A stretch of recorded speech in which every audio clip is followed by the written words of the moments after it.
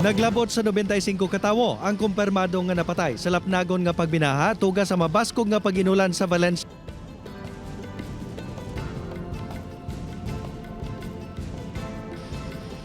Naglabot sa 95 katawo ang kumpirmado nga napatay sa lapnagon nga pagbinaha tuga sa mabaskog nga paginulan sa Valencia region sa Spain.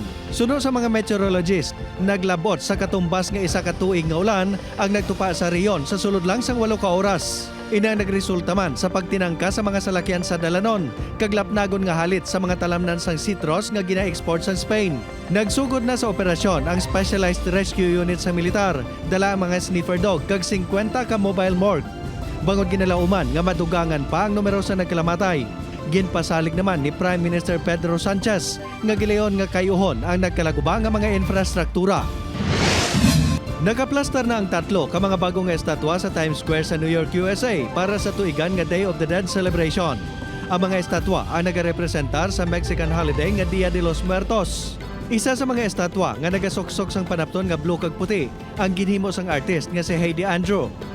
Ang isa naman nga nagaporma kasubong sang pispis nga may headdress ang ginhimo ni Carrie Black. Ang Dia de los Muertos ang ginaselebrar tag sa November 1 para sa pagdumdom sa nagtaliwan nga kabataan kag November 2 para sa mga hamtong.